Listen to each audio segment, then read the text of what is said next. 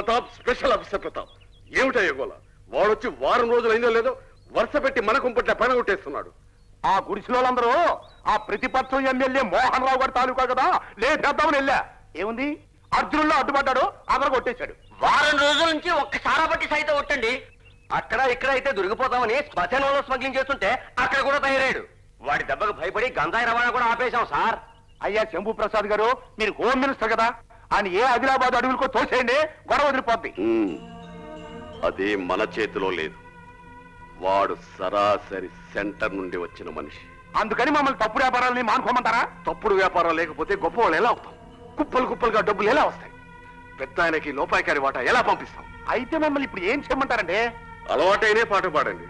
అందితే చుట్టూ, అందకపోతే కాళ్ళు.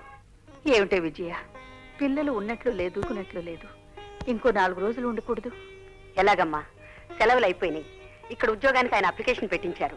ఆ ఉద్యోగం వచ్చేదాకా అక్కడ ఉండక తప్పదుగా. ఏమిటో తల్లి, నువ్వు అక్కడ, అల్లుడు గారు ఇక్కడ. ఈ పిల్లెప్పుడు నిద్రలో కూడా డాడీ డాడీ అని కలవరుస్తూ ఉంటుంది. ఎంత బెంగ పెట్టుకుంటుందో ఏమో. నువ్వేం దిగులు పడద్దమ్మా. నెల తిరగకుండా బావగారే ఇక్కడ నుంచి ఢిల్లీకి ట్రాన్స్ఫర్ చేసుకుంటారు చూడు. నేను ఢిల్లీకి ట్రాన్స్ఫర్ చేయించుకోనక్కర్లేదు, మీ చెల్లాయికే ఇక్కడ అపాయింట్మెంట్ వచ్చింది. ఎంత చల్లని మాట చెప్పారు అల్లుడు గారు. అప్లికేషన్ పెట్టి వారమన్నా కాలేదు, అంత త్వరగా ఎలా వచ్చింది? మీ డాక్టర్లకున్న అడ్వాంటేజ్ అదే విజయ. ఎక్స్పర్ట్ అయితే చాలు, వెంటనే ఉద్యోగం ఇచ్చేస్తారు. ఏమైతేనే మిమ్మల్ని అందరినీ విడిచిపెట్టి ఉండాల్సిన అవసరం నాకు తప్పింది. ఇంకే సామాన్ అంతా లోపల సర్దేనా వదినా?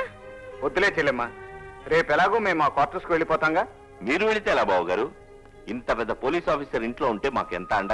అదిగాక అందరం కలిసి ఒకే చోట ఉంటే ఎంత ఆనందం. కాదు బావగారు, దూరంగా ఉంటేనే బంధుత్వం నిలుస్తుంది, దగ్గరగా ఉంటే అదే కరుస్తుంది.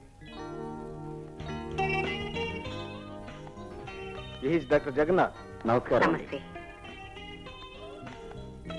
డాక్టర్ రోహిణి. నమస్కారం అండి. నమస్తే. Good morning. Good morning. నా పేరు సంతానం, కంపౌండర్. నేను హెడ్ నర్స్ మిస్ సౌభాగ్యాన్ని. నేను వార్డు బాయ్ అండి, మిస్ బ్రహ్మాండం. నమస్కారం అమ్మా, కొత్త డాక్టర్ గారు. నమస్తే. నమస్తే. ఏమిటిది? కొత్తగా ఏ డాక్టర్ గారు వచ్చినా మేము ఒకటి ఇచ్చుకుంటామండి. ఎంతకీ నా పేరు అడగలేదు కదండి. నేను ఎమ్మెల్యే పరాత్పరావునండి, ఆ అమ్మి నా కోళ్ళండి. మన హాస్పిటల్ కాంట్రాక్ట్లన్నీ వారివేనండి. డ్రస్సులు, డ్రగ్గులు, రగ్గులు, ఫర్నిచర్లు, బెడ్లు, హోల్ మొత్తం సప్లై నాదేనండి. మందుల సీసాలు కూడా వారి సప్లై అనండి. సీసాల మీద మూతలు కూడా వారియేనండి. వెళ్ళండి, మీ పనులు చూసుకోండి. అలాగే అండి.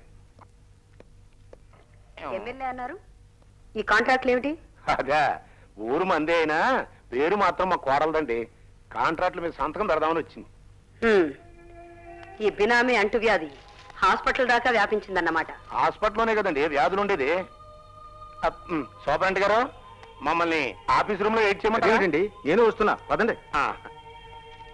డాక్టర్ గారు దయ్యం సారి వస్తానండి. అలాగే. చూడు సౌభాగ్యం, సౌభాగ్యం కేస్ షీట్స్ మిస్ అవ్వకుండా తీసుకురా. డాక్టర్.